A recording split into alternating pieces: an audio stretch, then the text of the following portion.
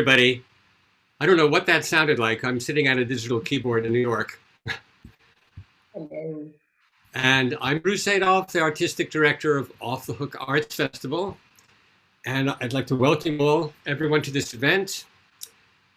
Just in case you're not sure what Off the Hook Arts Festival is, briefly, we have been in normal times a music festival, which also features science, visual arts, history, theater, and sometimes even comedy and magic. So we try to do all kinds of interesting things around music. I'd like to say hello to our executive director. Is Jefta here? I can't tell, but anyway, since everyone's muted. But Jefta Bernstein is our executive director. I'll say hello for now. And then I'd like to thank, in particular today, the president of the Off the Hook Festival Board, Nathalie Rachlin.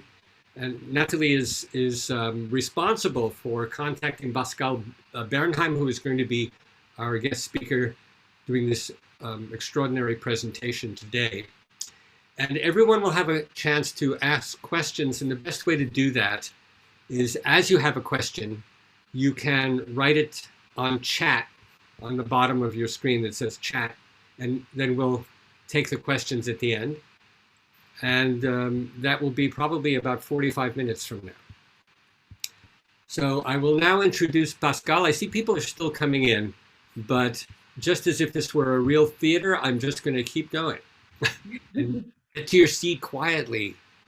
And make sure you show your ticket to the usher. Pascale Bernheim was born and raised in Paris, where she is now. She is in her, I guess that's your office in Paris? Yes, that's right. She began her career in arts management and classical music, including promotion and bookings for ensembles, and later specializing in production and communications. She has held positions at the Musée du Louvre, the public radio station France Musique, and at foundations, theaters, music festivals, orchestras, dance companies, recording labels, art centers, various museums, and even food conferences, which of course, if you live in Paris, I assume that's probably the most important thing you could possibly do.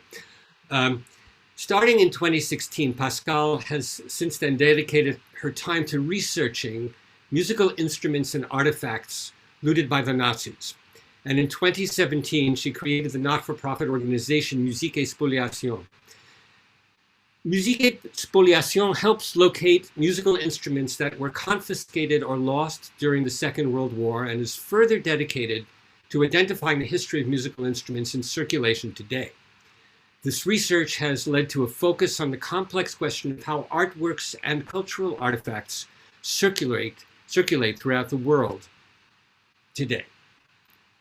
Over the course of its existence, Musiques Spoliations has identified relative source information currently held in public and private archives, and has achieved an initial assessment of the available resources in this field. Inspired by the whereabouts of the instrument collection that belonged to the world-renowned harpsichordist and pianist Wanda Landowska, who died in 1959, Pascale will talk to us about the Nazis' stealing of musical instruments during the Second World War.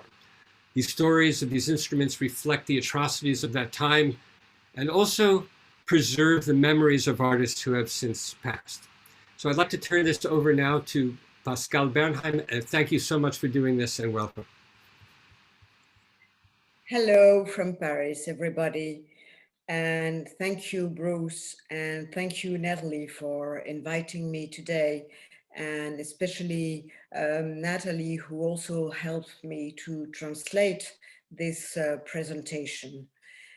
In spite of my very strange accent, I hope that you will be able to understand me and discover the dramatic story of musical instruments and documents during the Second World War. After my presentation, you may ask me questions, and of course I will do my best to answer.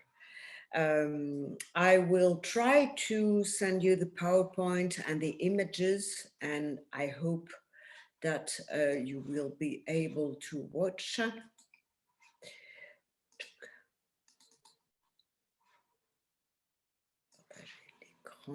That's it.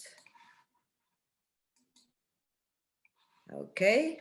Can you see this big screen? Yes. Yes, it looks Okay. good. Wonderful. So I will start by telling you how I decided to begin this project. Then through the story of Wanda Landowska, I will illustrate one of the most iconic cases of looting. With this presentation, you will discover how the Music Commando operated and instituted fearful efficiencies. In my conclusion, I will talk about the mission of our organization, Musique and Spoliations, looted music. I also wish to allow enough time for question and discussion. To begin, I would like to explain the difference between looting and pillage. I would also like to emphasize the notion of a bien culturel or cultural good. At first, let's speak about the difference between looting and pillage. When we speak about looting, we mainly speak about Aryanization, which is the transfer of Jewish-owned property to non-Jews in Nazi-occupied countries from 1933 to 35. It aimed to transfer Jewish-owned economic enterprise to Aryan, that is, non-Jewish ownership.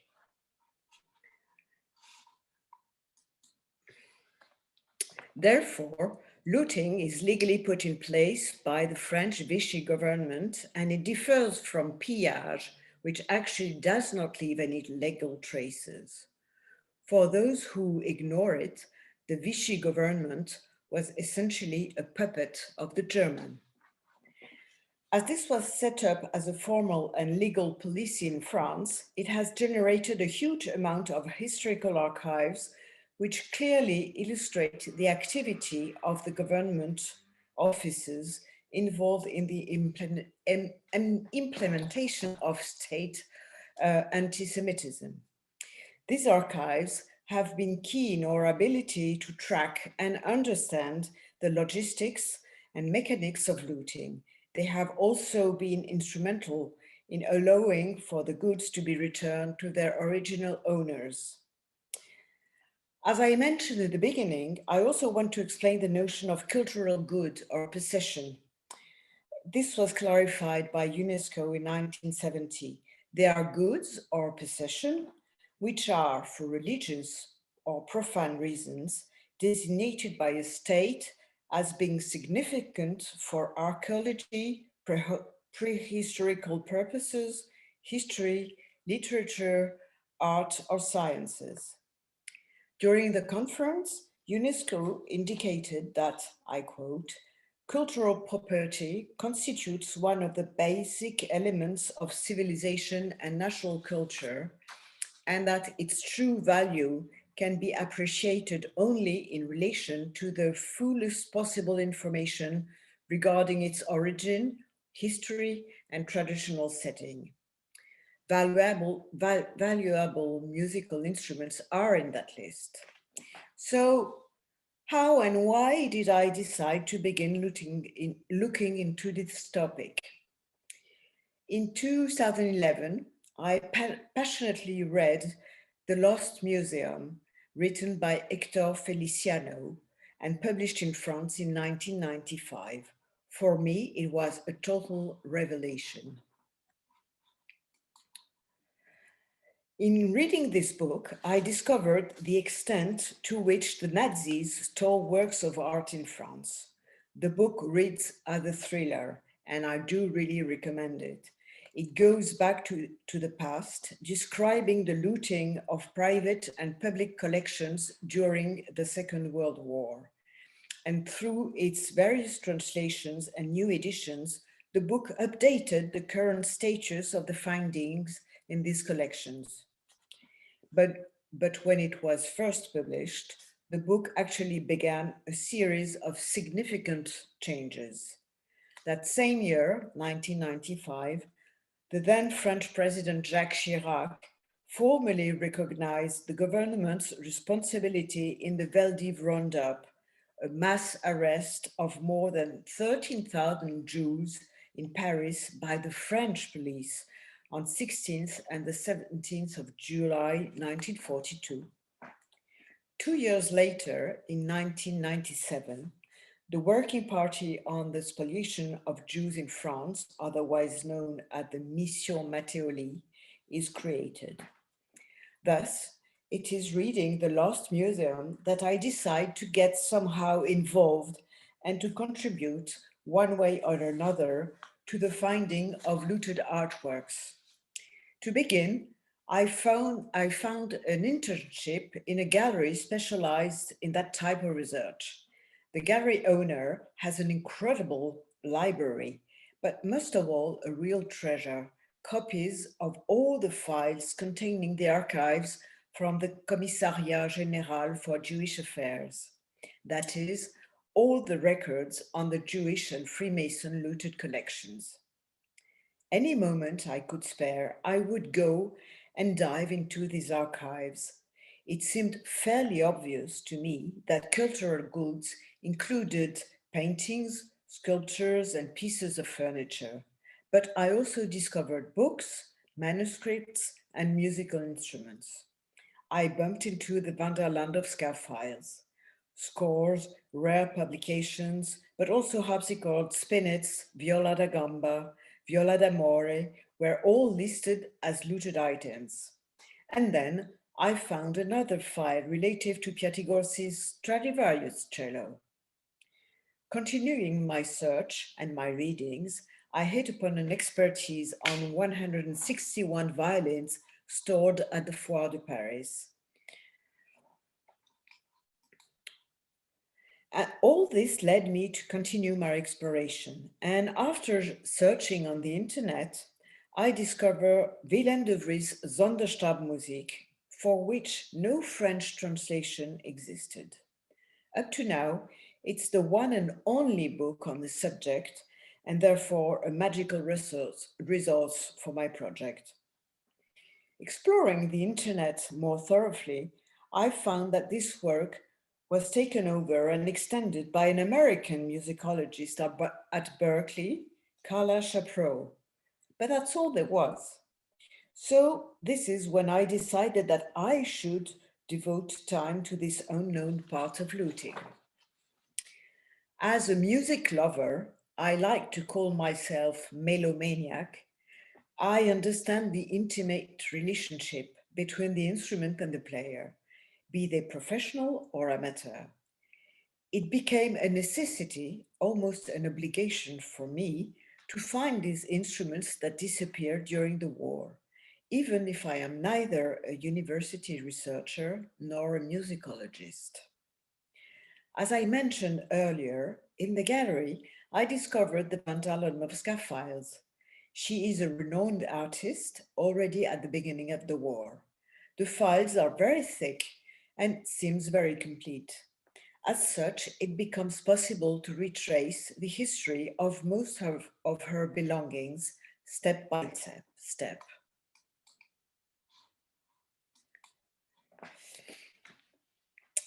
Wanda is a child prodigy. She was born in a Jewish family who converted to Catholicism. She performs around the world. She becomes a renowned professor in Paris, then in Berlin, where she is the first to teach harpsichord at the Musique Hochschule, where they actually opened for her the first harpsichord class.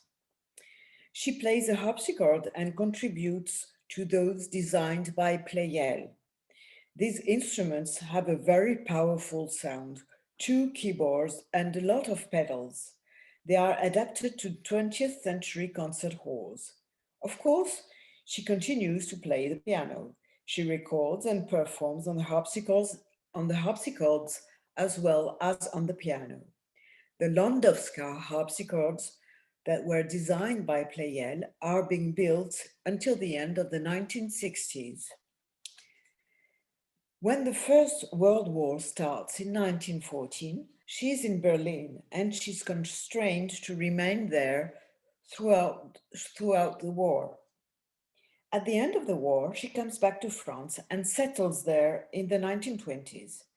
She is already well known in Germany. in France and in all the countries where she performed as a child prodigy. Her footprint is essentially worldwide. She's also a pioneer when discovering forgotten work by Rameau, Couperin, Scarlatti, Purcell. And she published in 1901 a book on ancient music that remained popular for quite a long time. And it was even published in English in New York in 1923. During her travels, she built a significant collection of scores, musicology books, but also musical instruments. And next to her house in Saint-Leu-de-la-Forêt, not far from Paris, she built an auditorium that will be inaugurated with the pianist Alfred Cortot. Students come from all around the world to work with Wanda. Sunday afternoons, people come for concerts and to drink tea in the garden. Multiple recordings of Wanda's performances come out. She is interviewed widely and she's heard on the radio. In some sorts, a real media queen before the time. Several composers such as Francis Poulenc and Manuel de Falla composed for her. When the Second World War starts, Wanda Landowska attempts to keep her musical activity. In March 40, she is still recording, but in June of that year, with the German invasion in France, she leaves Paris and goes to south of France to hide with the artist Aristide Maillol. She is still able to go to Switzerland in November 1941 to play, and these will be her last concerts in Europe. She will never come back. She then takes ship in Lisbon to go to New York, where she will arrive on December 7th, 1941, the day of the Pearl Harbor attack. She's 62. In the United States, then at the beginning of 42, she's the first to play and record the Goldberg variations on her harpsichord, the same ones that she was first to perform in a concert in her auditorium in 1924. At this point, I would like to point out two extraordinary audio documents that you will find on OTH website. In the first one, Wanda Landowska speaks with a tiny voice about her recordings of the Scarlatti Sonata in 1940.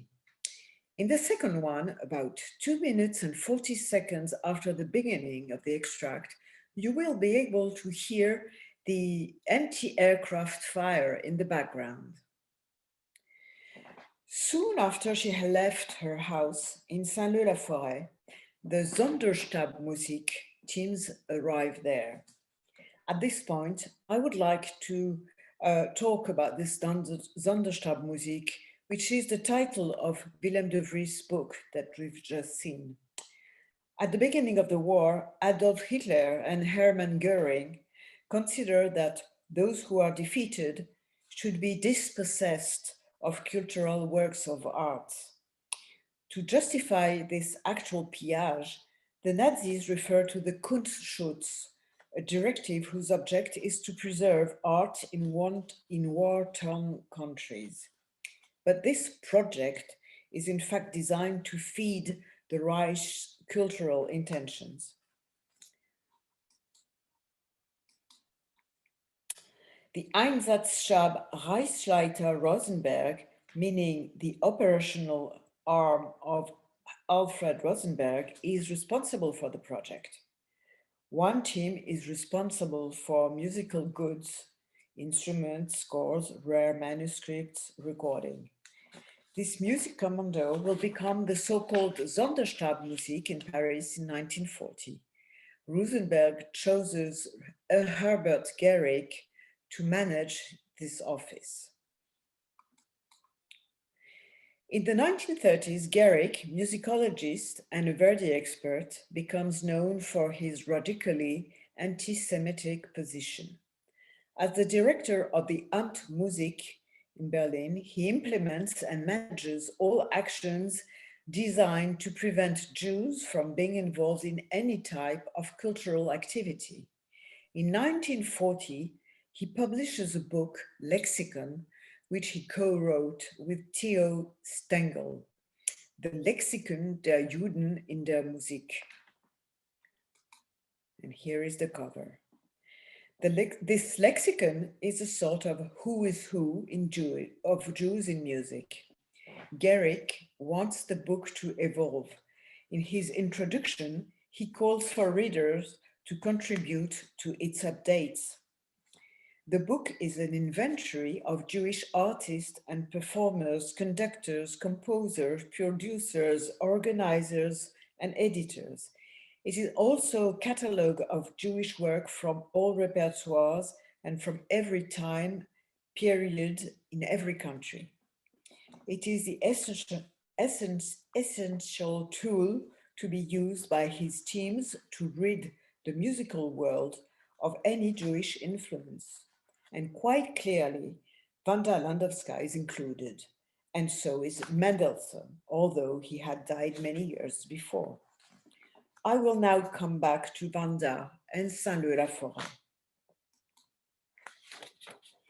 Between September 20th and the end of the month, everything is packed by the Zunderstab Musique.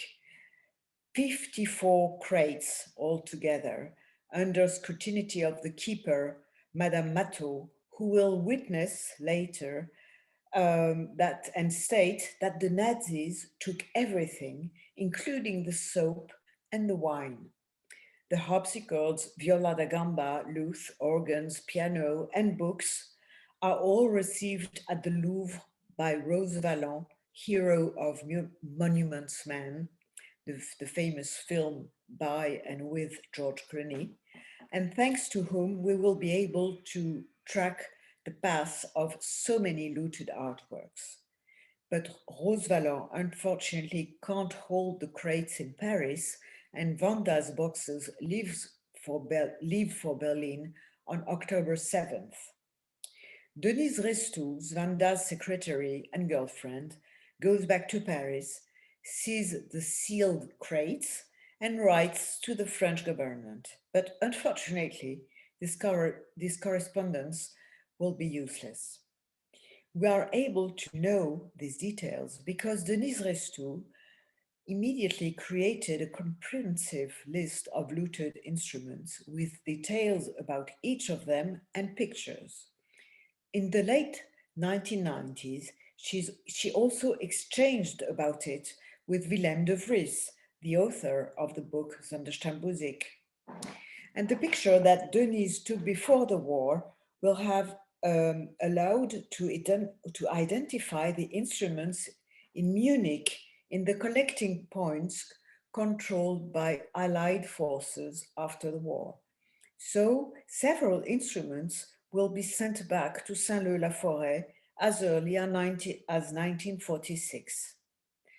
As a close friend of Vanda's, Elsa Schunecker inherited the instruments that were sent back in France. And as far as we know, she sold most of them all. Today, we know the location of 3 instruments in France, 2 in Belgium, 2 in the United States, as well as Vanda's archive, which are at the Washington National Library. 1 instrument is in South Africa. On the other hand, her library of books, scores, and other documents seems to have been lost, as well as the most iconic piece of her collection, the Spanish-built piano, which is here, that Chopin had when in Spain with his girlfriend, the French female writer Georges Sand. And although it's been returned to France after the war, there does not seem to be any trace of it as of today, although I have a sort of idea about this story. Our knowledge of Vanda's situation is due to her devoted secretary, but many artists, victims of Nazism, did not have someone around them able to provide minute information on the looted pieces, which then allowed to track them. Let's look at further numbers. In terms of looting, the numbers are very frightening and clearly show how music was important in families' daily lives. At the end of 1990, the Mattioli report estimated that almost 70,000 homes had been pillaged, and that's only in France and Paris and surrounding. But this number was underestimated because it does not take into account all forms of or looting, nor does it cover the full geographic span. Pianos are often mentioned because they are instruments for which we have more information. And to start with, they've always had serial numbers. In Paris, Nazi looting involves more than 38 apartments in which no less than 8,000 pianos. This makes a piano in about every 5 homes. Alert from calendar. First day of Women's History Month. The more modest homes who could not afford pianos, whether financially or in terms of room, had violins, clarinets, and small instruments. Looted cultural artifacts are sent to Germany to furnish German homes that were destroyed by bombings. The nicest instruments, though, go to Linz Hohe Schule, High School for Music. But in the middle of these movements, party officials actually divert or hijack the most beautiful pieces for their personal use. At the end of the war, the Germans leave behind 2,221 pianos stored in the basement of the Paris newly built Museum of Modern Art, waiting to be sent away. But in 1948, 1,356 of these were returned, 134 were loaned, 443 were sold, and 288 were in such bad shapes that they were left in warehouses. And this does not count string instruments, winds, which are more mobile and thus much more difficult to track down. So why is it so difficult to tackle the issue of musical instruments? Well, that is mostly because instruments were looted in isolated fashion. A piano here, a violin there, a cello, an accordion, hence much more difficult to find than artworks, for instance. Exceptions would be rare collections like that of Wanda Landowska. As I am talking to you, more than 2,000 pieces of artworks are waiting to be returned to their owner's family. And I'm talking about paintings. Most of them are stored in the Musée du Louvre and under a reference number starting with the 3 letters M and R. But only one single music instrument, a harp, is in this catalogue, and it is currently in the Musique Museum in Paris, and we are trying to trace its history. Instruments that disappeared have various destinies. Some were simply destroyed during bombings, or worse, in some ways, burnt in camps as heating wood. Many were given to trusted friends by their owners, and one can legitimately wonder what happened with these instruments whose owners never came back. Others were sold, sometimes under duress, and others were confiscated and sent to Germany, where any trace disappeared, or possibly they are hidden or lost in various places. It is also very likely that some precious instruments are now part of the Soviet Union instruments collection, where they are considered as war trophies. Today, open archives and technology are enormous contributors to authentication of instruments and the ability to reconstitute their history. In the last several years, dendrochronology allows to date and compare the woods that were used by luthier violin makers. And piano serial numbers allow us to navigate in piano makers' registers. It is because of all these gaps and lack of reliable information that we created our nonprofit organization. And everything remains to be done. In 2016, I met Corinne Hershkovich. She's an IP lawyer as well as a law expert in art, cultural artifacts, and heritage. The organization could not have happened without her. Together, we defined our properties. Translate into French, Willem de Vries, Zandstad Musique. This is now done and it is available in an updated edition for French readers. We want to gather and record testimonials directly or indirectly. We are authorized to reopen archives and help families who wish to make further investigation. We need to catalog and cross-reference all existing resources and documents in every country. Finally, it seemed obvious that one of our missions would be to encourage and support research in this area. To that end, I constituted a network of contacts around the world. We organized at the beginning of last year in Paris, the first ever conference dedicated to Nazi looting and tracing of musical instruments. We gathered universities, researchers, historians, museums, musicologists, luthiers. We presented our sources and tried to elaborate a research methodology. This study day will be followed in April 1922 by an internal symposium on music provenance held at the Paris Philharmonie. And music looting has recently inspired radio programs, novels, documentary, showing growing interest in this topic. Our nonprofit now needs to reach donors to create grants for university searches worldwide. I would like to end this presentation inviting you to read the beautiful letter written by former Socialist Prime Minister Léon Blum about his looted piano. In 1936-37, just before the war, he was the Prime Minister of the first left-wing government in France. As a Jew, Léon Blum survived Buchenwald concentration camp and died in 1950. And this letter is to be found on the OTH website.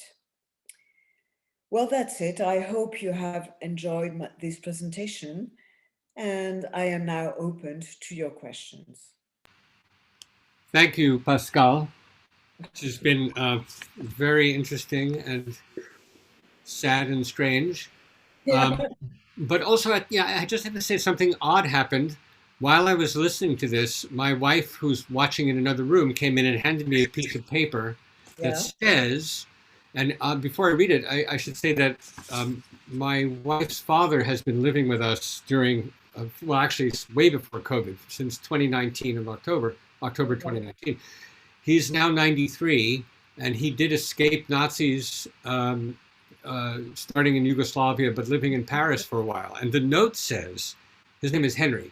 Henry's family's Blutner grand piano was looted from their apartment in Paris after they escaped the roundup of the Vel d'Hiver in 1941. Wow. And it's never been recovered. So it just so happens we have, even in our own family here, a grand piano that was looted in Paris at that time. And you find for us. yeah, right. Yes, maybe you will find it. Maybe. Yeah, please. I mean, if you want to, of course, but send me all the names and everything of of her father, and we will try to find out. Yeah. Okay, that'd be great. There might even be a serial number or something, or a way that we can find out. Yes. Well, we'll do our own research and let you know everything we can. Yeah, with pleasure. So it would be easiest if someone has a question to let us know on chat and stay muted unless we ask you to unmute, because otherwise we hear everything that everybody's speaking at the same time. I'm sorry, somebody speaking? So if somebody wants to ask a question at the moment, please just on the bottom of your screen where it says chat, you can just type your name and then we can call on you. You see the little chat on the bottom? Yeah. There is Ari who wants to say something.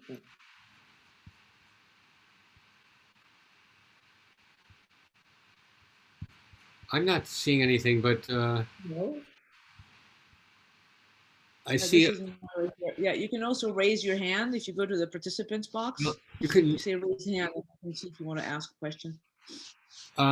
We can only see some people. There are if you show your screen, some people are shown and many people are not. Rebecca, is there a reason for that? Probably because there are quite a few participants, so you can't view them all, or maybe they have their video off. If you want us to see you raise your hand, turn on your video, which you can do on the lower left-hand corner, or just by clicking on your blue dots, you can get the chat. This is a typical Zoom moment where everybody is slightly at sea. It could be a whiskey moment for me.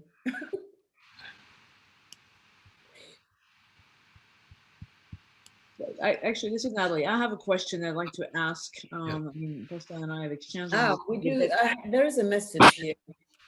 Okay. Describe where many of the pianos and other instruments were originally made. Well, either in all over the world, really. Like, for instance, we mentioned Chopin's piano, who was made in Spain, but the main piano makers were most of them in France, Germany, and America, because Steinway was at one point German and then American, or firstly American and then German. I never remember, but I think it was first American and then German, right? Well, there's a German Steinway and the American Steinway are at this point different instruments, and different companies. And I think during World War II, I'm not sure. Maybe Carlo, who's here, knows whether there were German Steinways being made at that time or only in America. And of course, the Pleyel in Paris and the Bösendorfer was made. Carlo, I'm just asking, since I see Carlo, do you happen to know the answer? Yes. No, I don't know when the company split, if we can use these terms, American Steinway and German Steinway. I'm sorry I cannot contribute. I'm listening with great interest, and perhaps I have a few questions also later. Okay. But no, I don't think I can help. I'm so sorry. That's okay. We'll get back to you. So we see other questions coming in. There's a question that says, I'm somewhat surprised that attempts to recover looted instruments did not get started much earlier. Compliments for taking this on. But can you explain perhaps why this area was neglected for so many years? This is from Frank. Yeah.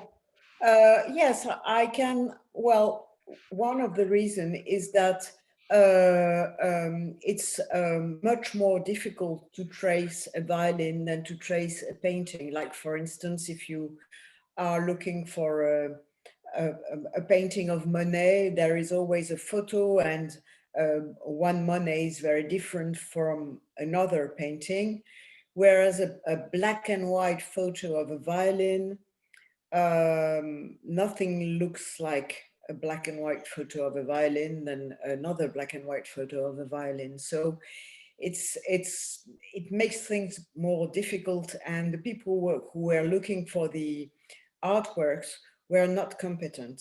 And the other reason is, of course, that until fairly recently, music instruments had less value, and so it was less interesting for people to look for them, or to lawyers to investigate, because sometimes some lawyers ask you to, I mean, if you want them to look for your lost belongings, and they take a comfortable commission on their findings, which I think is a little bit strange when we're talking about looted goods, because those goods were stolen from their owners, original owners, and the idea that you have to pay to recover them is something little strange to me. Yes. Natalie, I think even though you typed your question, I think since you got this whole thing started, why don't you come on and ask your question? All right, can everybody hear me? Yeah, okay. Yeah, no, the question is, and again, we've exchanged on this several times, is, you know, once you find an instrument, obviously the whole point here is to try to identify the owners, the instruments, is given all of the, you know, unfortunately, tendencies in this world of, you know, fraud and all sorts of things, what's available, what do you have, or what are to actually prove that this was a looted instrument or match the instrument to the original owners? I mean, there's, so there's serial numbers, but yeah, well, there are, for pianos there are serial numbers, but for violins there is no serial numbers, and violins can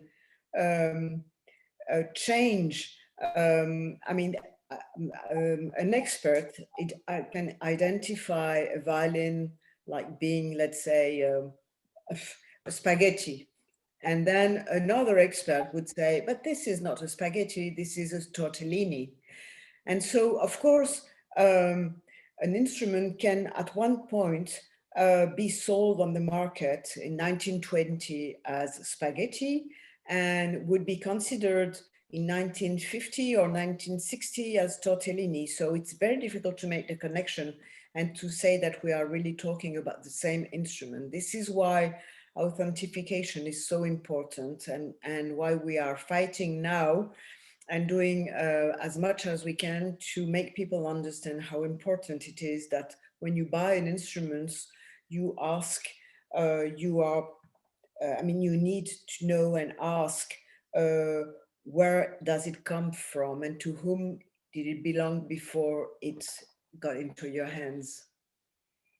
Now, I just want to add that with violins, an average violin is definitely, whether it's a spaghetti or a tortellini, an average violin is very hard to identify. But there are also, of course, we know very famous instruments made by Amati and Guarneri and Stradivarius, which are well documented, and experts can rather easily, if it gets into their hands, identify and even show photographs and papers that go with some of them. And many of those have been part of this problem. And we know who owns some of those instruments now, of course. Yeah, that's right. And well, some of the luthiers now are more willing to share informations than they were before. Their archives, of course, are very precious in that matter, because they are very helpful, because most often when an instrument changes hands, it goes through a luthier who makes an expertise. And so there should be a trace of that in their books.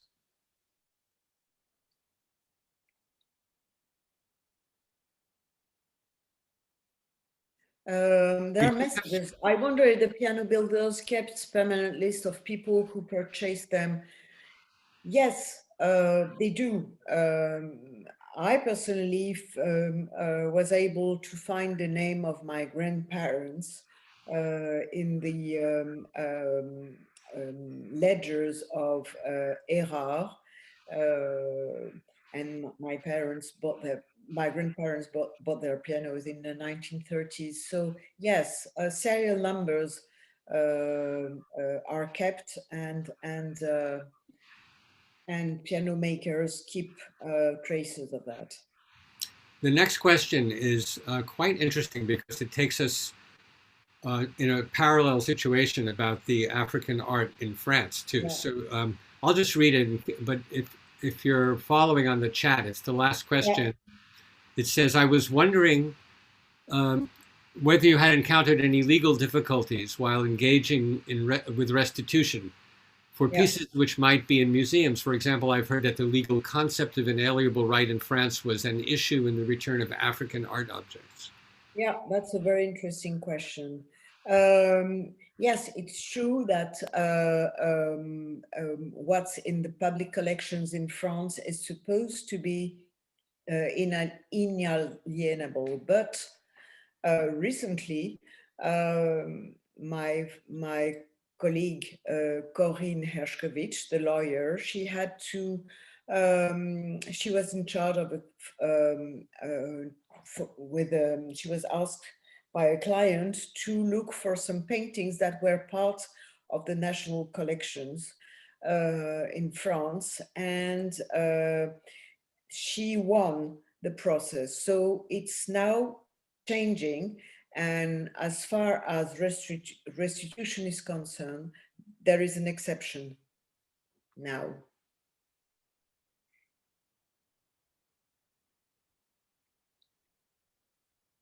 Can you hear me? Bruce, you're muted. Okay, sorry. The next question says, what is the general process for locating the original owner of a recovered instrument? So let's say you find an instrument and you can tell that it's a Nazi looted instrument, but how do you go about finding the owner? It's difficult. When we find an instrument, we try to retrace its history. And so we go, we try to find as many archives as possible. If it's a violin played by a musician, for locating the owner, yes. If we don't find the owner because the owner died, we find a family. It's not so difficult. Once we have the name, then we go through, how do you say, with the genealogist, they help us. So, but let's say you find a violin, and you find it in such a way that it's clear that it was a looted instrument, but it has no other information. What is the first step to identifying who might have owned that violin? Well, first, we try to find the most recent information on the instruments. So who owned it last, and to whom could have he sold it to? So you might take that violin to a luthier and ask them, and that's how it begins. And they research, or contact other luthiers, and. You know, it's strange in English, the word lute and luthier is slightly weird in this conversation, but it doesn't really mean what it sounds like. You would like to spell it L-O-O. Yes. There's the luthier and the luthier. That's funny. That's a dual language pun that I'm almost sorry I mentioned. But at least I see that Carlo thought it was funny. Let's see, do we have another question here? Since you called me the picture. Yes, what would you like? No, it's very painful to hear this. As I am moving, I also have to move my instruments, and I wonder, should I sell them? Should I not sell them? We should tell people Carlo is in Rome right now. Where are you moving? To Meran, on the border with Austria, northern Italy. Oh, yes. Should I sell my instrument? I have one upright piano, not great, of great value, but taking an instrument from a musician is like taking a part of the body or even the soul. Yeah. It's an act of unjustifiable violence, not only a theft. That was just a remark. It was very painful for me to see and hear this. May I ask a question about, maybe looted is not the right term. What about music, not just instruments? Yeah, yeah. That has been not destroyed, but perhaps plagiarized, or we cannot trace back. There is a case of an Austrian composer, Maria Hofer, who apparently lent her name to some compositions in order to save them. Otherwise, they would have been deemed they would have been destroyed. Degenerate. Yeah. Right, destroyed. And I was part of this revival. I recorded this piece, Die Maschine, for piano. Yeah. But now I wonder, can that be called a case of plagiarism, or a case of salvation or rescue, of a piece of music? I'm just wondering now. If I could jump in there. There are some stories, quite a few actually, of manuscripts being taken apart page by page, inserted into other manuscripts that were less valuable, and then shipped or put in the mail overseas, usually to New York and sometimes to London. So a lot of manuscripts that were either by Jewish composers or were owned by people whose homes were bound to be looted were hidden inside less valuable things and sent away. And that's a very typical story. I have come across it many times. It's really amazing. But Pascal, what is your thought on that? Yeah, what I would say is that as far as composers and yes, and scores and manuscript of music, of Untitled Musique, they some works have been and research have been done by universities and everything. So it's not such a virgin department as instruments. Yeah, actually, it's the to support what you're saying. Let's remember that most of the composers whose music was temporarily lost were murdered. Most of them died in concentration camps. To give Stuhlhoff as an example, I mean, there are so many. Yeah. Many of them were at Terezin. Some died in Auschwitz. And their manuscripts were either discovered later or they were hidden. And many of them, of course, didn't finish anywhere near what their output would have been because they died in concentration camps and didn't finish their music. There's been a lot of work on that. And for people interested in that, there are, if you just do a simple Google of degenerate music or recovered manuscripts from the Holocaust, there are many, many composers. And we actually, off the hook, now it's getting to be about 6 years ago, we did feature quite a bit of that. It wasn't the main focus of the festival, but we were looking at human rights in general and played some of that. I see more questions here. Yeah, there are questions. I would like to answer to Donna and Lana and say to Donna that I know this is a huge project, and I'm afraid to say in my team so far it's just the two of us, me and Corinne, so please join in. And I would like to say to Lana that yes, I do think that some instruments are still hidden or buried maybe, or hidden or in safe somewhere in Europe or in America or whatever. And the Nazi have looted a lot of instruments, but some of them, not all of them, fortunately, were destroyed. And because the Nazis, they loved music, their first intention was not to destroy the instruments, but to keep them for their own use.